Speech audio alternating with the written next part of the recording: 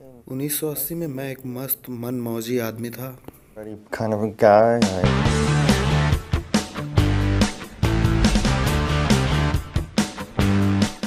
मैं बहुत पीता था और बहुत पार्टी भी करता था। मैं टेक्सास और एरिज़ोना रहने आया और वहाँ कंस्ट्रक्शन कंपनी में काम करता था। एक दोस्त था जो मैक्सिको से कुछ पानी लाया था, वो शायद जहरीला था। And I ended up drinking it. मैंने गलती से वो पानी पी लिया और मुझे कॉलरा हो गया और मैं बहुत बीमार पड़ गया और 72 घंटे तक अपने पेट के बल लेटा रहा। क्योंकि मैं डिहाइड्रेटेड हो चुका था, इसलिए मैं मर गया। मरने पर मैंने देखा कि मैं बिना चश्मे के भी इतना साफ देख पा रहा हूँ। सबसे पहले यही चीज़ मैंने ध्यान दी। पूरे कमरे में मैंने घूमकर देखा कि मेरी बॉडी वहाँ पड़ी हुई है जो बिल्कुल हिल नहीं रही, और मैं अपनी बॉडी के ऊपर तैर जैसा रहा था और फिर चारों ओर चक्कर लगा रहा था। और अगली बात जो मुझे याद है कि मैं छत के पास तक पहुँच गया और फिर वहाँ से एक काले से गड्ढे के पास पहुँचा जो बहुत बहुत बहुत काला था। Void.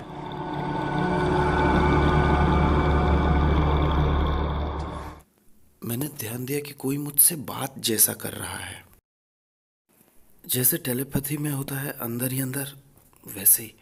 और वो मुझे कुछ समझा रहा है। मुझे जीवन के क्यों समझाए जा रहे थे कि हम जो पूछते रहते हैं क्यों क्यों क्यों, संसार में बुराई क्यों है, ऐसा क्यों है, वैसा क्यों है। लोगों के सवाल तो हमेशा ही होते हैं और इनके जवाब आपको मिलने लगते हैं जैसे ही आप उस स्थान पर ट्रांसपोर्ट होते हैं।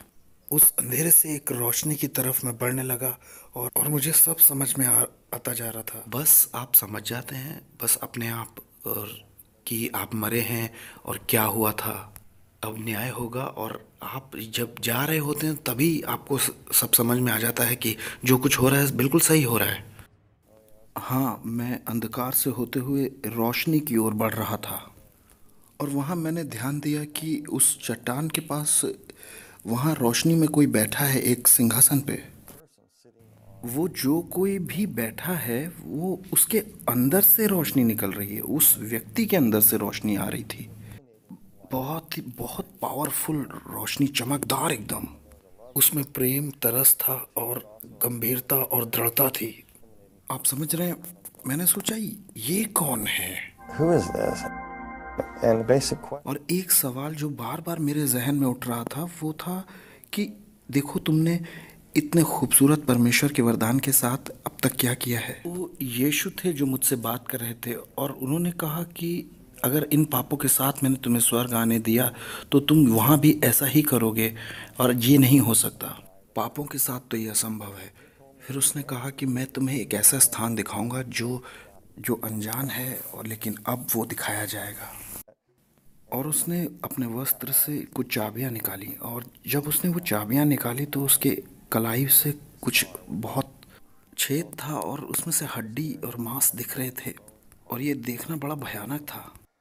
खैर, उसने चाबी निकाली और चाबियां बड़ी अजीब सी साइज की और डिज़ाइन की थीं। फिर उसने एक चाबी को एक दरवाजे के पास लगाया, वो दरवाज़ा खुल गया। फिर एक पर्दे जैसा अंधकार आया और वहाँ अंधेरा हो गया और मैं प्रभु को भी देख नहीं पा रहा था और मैं डर गया। मुझे ऐसा लगा कि मैं अपने आप ही उस दरवाजे के अंदर चला गया और वहाँ एक बवंडर था, टॉर्नेडो, और वो घूम रहा था, बहुत तेज घूम रहा था। वहाँ उसमें भंवर बना हुआ था और वो बड़ा होता जा रहा था। Spinning and spinning and spinning.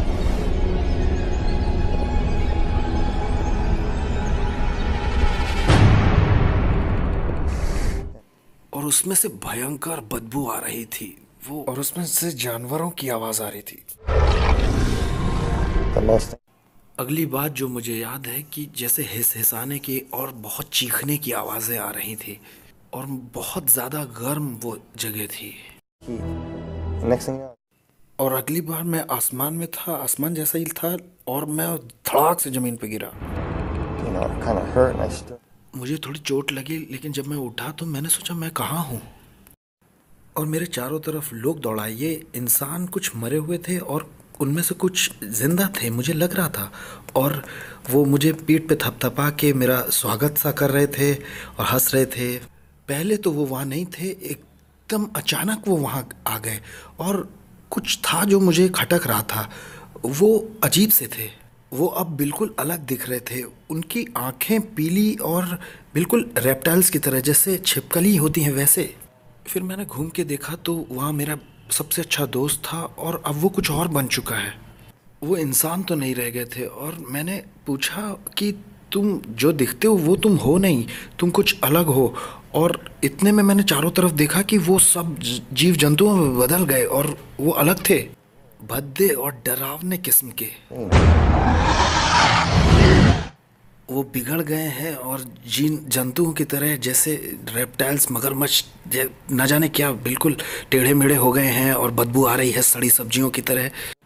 बहुत दुर्गंध से भरे हुए जीव जंतु जैसे। और वो मेरी तरफ दौड़े, मुझे फाड़ने के लिए, मुझे पकड़ने के लिए वो दौड़ रहे थे। और मेरे छाती की तरफ मेरे पैर पकड़ रहे हैं, कभी कुछ खींच रहे हैं और मैं बचने की कोशिश कर रहा था। वो मुझे टुकड़ों में फाड़ना चाहते थे, लेकिन वो जो मेरे पीछे खड़ा था, मेरे दोस्त जैसा जो पहले था, उसको देखकर वो पीछे हट गए। और वो, मैं अपने दोस्त जैसे जो था उसकी तरफ घूमा। वो छोटा सा एक डायनासोर जैसा लग रहा था। मैं समझा नहीं पाऊंगा वो रेप्टाइल्स था क्या था। वो मेरे ऊपर हिसहिसा रहा था, उस थूक रहा था और वो पता नहीं कौन सी भाषा बोल रहा था। first. I was telling वो कुछ और ही बोल रहा था। फिर वो टूटी फूटी अंग्रेजी में फॉलो मी, मेरे पीछे आओ बोलने लगा। उसी ने मुझे हिलाया और वो मुझे आगे एक ऐसी जगह ले गया जहाँ सब कुछ खत्म हो जाता है। और मैं जानता हूँ इन सब बातों का कोई मतलब नहीं बनता, लेकिन मैं समझ भी नहीं पा रहा था ये क्या है। एकदम से अचानक मैंने देखा ये क्या है। ये तो एक सड़क जैसी।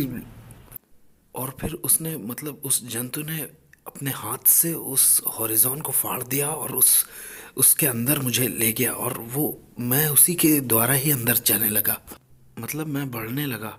और जब मैं अंदर गया तो मैंने जो देखा कि एक बड़ी बालू से भरी हुई एक रेत जैसी सड़क है और वो बड़ी ही गंदी है। और मैंने एक क्यूब देखा, वो 10 बाई 10 का होगा, या यूं कहूँ कि 14 बाई 14, इससे ज़्यादा नहीं था।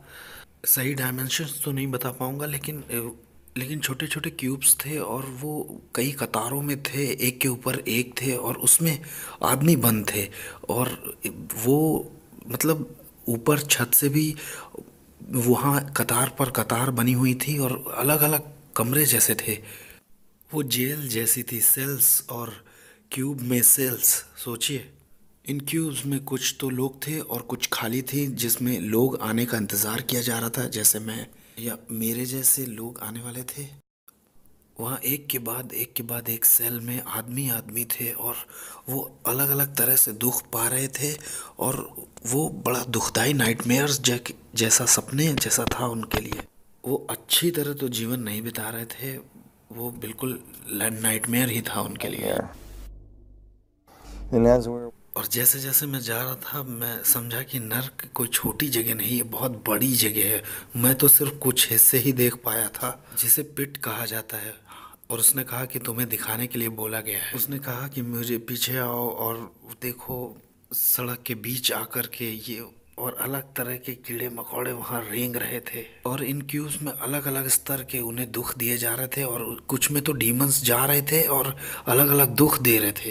वो वहाँ पे अलग अलग तरह से लोगों को परेशान कर रहे थे। जो लोग थे उन्हें जो डीमन सता रहे थे, उन्होंने एक्चुअली वैसे ही काम किए थे, इसलिए उन्हें वैसे सताया जा रहा था। आगे बढ़कर मैंने एक क्यूब के अंदर देखा, उसमें एक आदमी था और एक तैरता हुआ जहाज मैंने देखा। वो एक कैप्टन था उस जहाज का। अपने जहाज पर वो अपने गुलामों के साथ ऐसा ही व्यवहार करता था और बहुत मज़े लेता था। और यहाँ उसके साथ भी बिल्कुल वैसा ही किया जा रहा था, उसे उसी तरह से सताया जा रहा था। और जो मुझे याद है कि उस क्यूब में से एक अलग तरह का एक प्राणी निकला। और वो प्राणी बड़ा खूबसूरत रंग का था, वो पर्पल कलर का था और वो देखने में डरावना था। उसके सिर्फ हाथ और सिर्फ मुंह ही दिख रहा था। और मैंने देखा उसका मुंह चारों ओर घूम रहा था। वो सोच और विचार दे सकता था। वो धूर्त और चालाक लग रहा था। वो ऐसी बात दिमाग में डाल रहा था कि ऐसा परमेश्वर इतना अच्छा है तो लोगों को ऐसे तड़पा क्यों रहा है, और तुम परमेश्वर को शाप दो और गाली दो। मैं बिल्कुल नहीं जानता कि वो डीमन कौन था, वो डीमन क्रीचर। इतना जानता हूँ कि उसके पास सामर्थ्य, अधिकार भी था। वो शैतान का दाहिना हाथ या शैतान खुद भी हो सकता है। फिर एक छोटा सा बवंडर घूमा और उसमें से एक औरत आई जो अभी अभी मरी थी एक कार एक्सीडेंट में, और एक खाली क्यूब में वो बंद हो गई। जब वो वहाँ पहुंची तो अपने क्यूब के अंदर उसने खुद देखा कि उसका जो दादी माँ का, दादा का घर था, जिससे वो बहुत प्यार करती थी, और उसकी दादी भी जल्दी ही मरी थी और वो वहीं पड़ी हुई थी। और उससे लगा कि वो तो अब स्वर्ग में आ चुकी है, क्योंकि उसे वैसा ही दिखाया जा रहा था। उसे लग रहा था कि वो स्वर्ग में है, और उसकी दादी बन करके एक डीमन उसे ये सब कुछ दिखा रहा था और भ्रम डाल रहा था उसके दिमाग में कि देखो तुम तो स्वर्ग आ गई भाई, मैं बहुत खुश हूँ कि तुम यहाँ आ गई। उसे सचमुच लग रहा था कि वो स्वर्ग में है। उसकी जिंदगी के काले सच मुझे दिखाए गए कि वो अपने बच्चों पर ऐसा अधिकार जताती थी कि अगर उसके बच्चे कुछ और करते जैसा वो नहीं चाहती तो घूंसा मारती थी और मुंह से गालियां देती थी, और वो अपने बच्चों को काट कर सताती थी। और जब वो बैठ गई तो वैसे ही पेड़ों ने जो उसके दादा दादी के घर में लगे थे उन्हें उससे पकड़ कर जकड़ लिया, और वो समझ गई कि मैं स्वर्ग में तो नहीं हूँ। और जब हम आगे बढ़ रहे थे एक क्यूब छोड़ करके, तो वहाँ लोग थे जो आग में बंद थे। उनकी खाल तो सही सलामत थी लेकिन वो जल रहे थे। मैं एक और क्यूब के पास आया, वहाँ पूल खेलने वाला एक व्यक्ति बंद था जो सीरियल किलर भी था बच्चों का, और ये 1940 का कोई व्यक्ति था। और ये पूल हॉलवे में था और इसे लग रहा था कि जैसे अभी इसे पनिशमेंट से थोड़ा सा ब्रेक मिला है। और इसके साथ जो लोग थे वो इसे बहुत दौड़ दौड़ कर तड़पा रहे थे, उसे पूरा पकड़ कर फाड़ दे रहे थे बीच से। मैंने देखा ऊपर से एक बड़ा सा डीमन आया। उसे देखकर मुझे सांप याद आया, वो सांप जो निगल जाता है।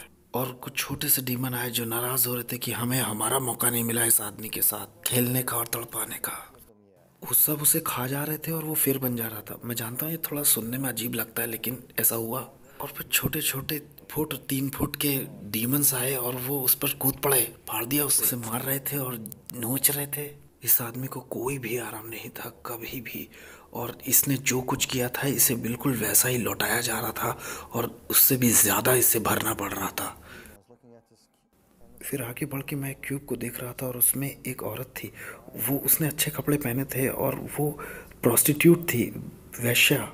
ये 69 एडी यानी लगभग 1900 साल पहले मरी हुई एक औरत थी। इसने बलि दी थी अपने पैदा हुए बच्चे की, पता नहीं किसी धर्म से या जादू तोड़ने के कारण, या एक मूर्ति के सामने थी ये। उस मूर्ति के सामने आग जल रही थी और वहाँ ये खड़ी होकर अपने बच्चे को काट रही थी, और फिर वो आग में चढ़ाए जाते थे। ऐसा इसने कई बार किया था। और उस मंदिर में जितने भी बच्चे चढ़ाए गए थे ये सब इसको बहुत तड़पा रहे थे, सता रहे थे, और इसके लिए कोई आराम नहीं था। उसे नोच रहे थे, फाड़ रहे थे और इसको दांत काट रहे थे, और ये बुरी तरह से चीख रही थी। खैर मुझे मुड़कर जाना पड़ा।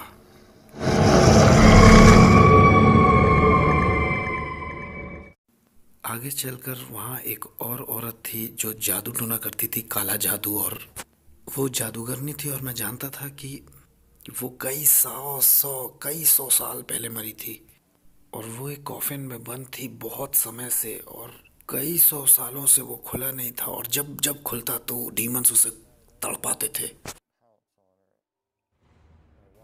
आगे बढ़कर मैंने एक और औरत को देखा, और उसने ऐसा विश्वास किया था कि धरती माँ उसे बचाएगी। वो पेड़ों की और पहाड़ों की पूजा करती थी। उसके धर्म में ही उसे सिखाया गया था कि बस प्रकृति को ही सब कुछ मान लो। आग के चारों ओर चक्कर लगाकर बहुत सारे लोगों के साथ इसी तरह से मज़े करना और कूदना, नाचना। और जिनको वो लोग समझ रही थी वो लोग दरअसल डीमंस थे।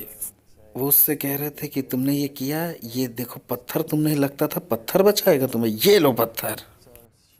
वो वहाँ खड़ी थी और दुष्ट आत्माएं आई और उसके मुंह को पकड़कर चीर दिया, नोच लिया पूरा।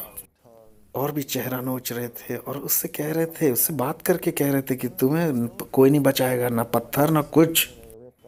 और कंधे की पूरी खाल चीर कर उतार दी। वो बहुत धीरे धीरे और तड़पा के ये कर रहे थे और उसकी पूरी खाल उतर गई और बिल्कुल जब हड्डियां रह गई तो सिर्फ हड्डियां भी तोड़ दी उसकी। और वो सब कुछ महसूस कर सकती थी और फिर सब कुछ फिर से बन जा रहा था, हड्डियां भी फिर बन जा रही थी, खाल भी फिर बन जा रही थी और इसके बाद फिर वो दूसरी तरह से उसे परेशान कर। और वहाँ कुछ पृथ्वी के क्रूर लोग जो थे वो भी वहाँ थे और मैं बहुत लोगों के नाम नहीं लेना चाहूँगा लेकिन एक का तो मैं ले सकता हूँ। और वो वहाँ था, उसका नाम आप जानते हैं, एडोल्फ हिटलर को मैंने वहाँ देखा। Adolf Hitler. हिटलर एक क्यूब में एक चैम्बर में बैठा था और वो ऊपर से खुला था लेकिन उसके चारों तरफ आँख थी। वो बस बैठा था और जल रहा था और उसका मांस जल रहा था और वो मांस जलने की सड़ान थी। उसका मुंह बहुत भद्दा था। वो एक एक चीज महसूस कर रहा था। ऐसा था जैसे किसी ओवन के अंदर किसी को डाल दिया जाए या उसके जो चैम्बर्स थे, गैस चैम्बर जिसमें उसने लोगों को मारा था, वो वैसे ही तड़पाया जा रहा था। और जैसे ही वो सफ़ेद गरम लावा उस पर पड़ता तो उसका मांस निकल जाता और फिर उसका मांस थोड़ी देर बाद फिर आ जाता था। वो वहाँ इस तरह का सताव झेल रहा था और बहुत तड़पाया जा रहा था, टॉर्चर था वो। और उसके चेहरे पे बड़ा गंदा लुक था, गुस्से में था, दांत पीस रहा था। जब हम लौटेंगे तो जानेंगे ब्रायन मेलविन को लगा था कि एक पल को वो हमेशा के लिए नर्क में बंद हो गए हैं, फंस गए हैं। फिर मैं नर्क के एक दूसरे हिस्से में पहुंचा। वो बिल्कुल अलग हिस्सा था। वो दीवार के पार का हिस्सा था। वो भी काला गहरा गड्ढा ही था, बहुत बड़ा। फिर मैं पहुंचा एक गड्ढे के पास एक जगह में और इस चैम्बर में वो ऊपर से खुला था और डीमंस मुझको अंदर ले जाना चाह रहे थे। और ये एक डेंटिस्ट की चेयर जैसा लग रहा था। मैं डेंटिस्ट से बिल्कुल डरता नहीं हूँ लेकिन जो दुष्ट आत्माएं थी अंदर वो मुझसे कह रही थी कि तुम इस जगह पे आने वाले हो और वो मुझे अंदर खींचना चाह रहे थे और मैं उसमें जाना नहीं चाह रहा था। और ये जगह मेरे लिए बहुत बहुत अजीब सी थी। मेरे लिए बहुत दुखदाई थी। मैं वहाँ बहुत डर गया था और अगर आप वहाँ हैं तो आप यीशु मसीह बोलना चाहेंगे। मैं तो इतनी ऊंची आवाज़ में इतना तेज़ बोल रहा था, Jesus Christ Jesus Christ Jesus Christ, यीशु मसीह यीशु मसीह यीशु मसीह, बस मैं यही बोल पा रहा था। वो मुझे इस क्यूब में खींचना चाह रहे थे लेकिन मैं जाना नहीं चाह रहा था। और जैसे मैंने कहा कि आप पूरे समय ऊपर से एक कनेक्शन को फील करते हैं अपने साथ, और मैं इतना डरा हुआ था कि मुझे लगा मेरे पीछे से कोई आ रहा है और कदमों की आवाज़ मुझे सुनाई दे रही थी, गुर्राने की और कड़कड़ाने की, बिजलियों की आवाज़ आ रही थी और वो आवाज़ पास होती जा रही थी। और मैं बहुत डरा हुआ था कि मैं पीछे भी मुड़ के देखना नहीं चाह रहा था कि वो कौन है, क्योंकि मैं नहीं चाहता था वो चीज़ें मुझे घेर लें, वो दुष्ट आत्माएं। और अचानक वो दुष्ट मेरी तरफ दौड़े और मेरे पीछे एक बहुत अच्छी उपस्थिति आई और मेरे पीछे से जो आ रहा था उसे देखकर ये सारी दुष्ट आत्माएं इधर उधर हो गईं, भाग गईं। और वो पर्पल कलर का जो वो दुष्ट दूत था, वो शैतान था क्या था, लेकिन वो भी जो है उसके सामने झुका और दंडवत करके और झुककर वो धुएं में धुंध में गायब हो गया। और फिर प्रभु मुझे ऊपर उठाने लगा।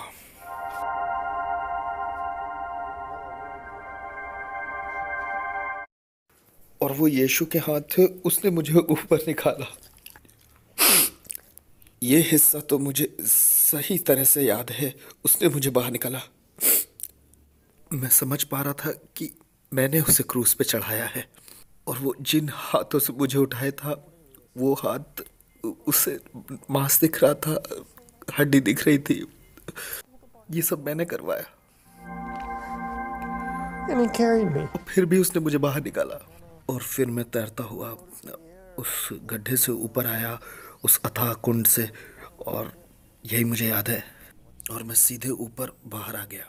और आगे का मुझे बहुत थोड़ा सा याद है हॉस्पिटल का। मैं हॉस्पिटल में मैंने अपनी आँख खोली। वहाँ नर्स मुझे इंजेक्शन लगा रही थी और जब मैं उठा तो मैं सांस भरने की कोशिश कर रहा था और मैंने डॉक्टर के बाजू को पकड़ के कहा, मैं उस क्यूब में नहीं हूँ। उसने कहा, नहीं नहीं तुम ठीक हो, तुम हॉस्पिटल में हो। और फिर उस दिन के बाद से मैं कभी नास्तिक नहीं रहा। वहाँ एक ईश्वर है भाई, एक स्वर्ग है और नरक भी है। ब्रायन को मौका मिला, शायद आपको ना मिले। यकीन करें कि यीशु प्रभु है, अपने पापों से मुंह मोड़ें और यीशु पर यकीन लाएं।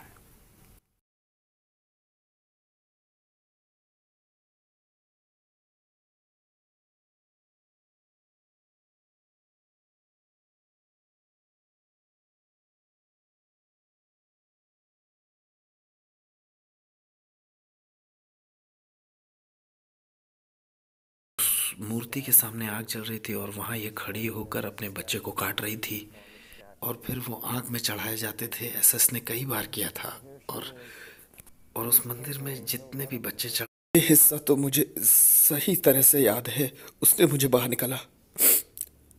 मैं समझ पा रहा था कि मैंने उसे क्रूस पे चढ़ाया है और वो जिन हाथों से मुझे उठाया था वो हाथ, उसे मांस दिख रहा था, हड्डी दिख रही थी। ये सब मैंने करवाया। And he carried me. और फिर भी उसने मुझे बाहर निकाला और फिर मैं तैरता हुआ उस गड्ढे से ऊपर आया, उस अथाह कुंड से, और यही मुझे याद है। और मैं सीधे ऊपर बाहर आ गया और आगे का मुझे बहुत थोड़ा सा याद है हॉस्पिटल का। मैं हॉस्पिटल में मैंने अपनी आँख खोली। वहाँ नर्स मुझे इंजेक्शन लगा रही थी और जब मैं उठा तो मैं सांस भरने की कोशिश कर रहा था और मैंने डॉक्टर के बाजू को पकड़ के कहा, मैं उस क्यूब में नहीं हूँ। उसने कहा, नहीं नहीं, तुम ठीक हो, तुम हॉस्पिटल में हो। और फिर उस दिन के बाद से मैं कभी नास्तिक नहीं रहा। वहाँ एक ईश्वर है भाई, एक स्वर्ग है और नरक भी है। ब्रायन को मौका मिला, शायद आपको ना मिले। यकीन करें कि यीशु प्रभु है, अपने पापों से मुंह मोड़ें और यीशु पर यकीन लाएं।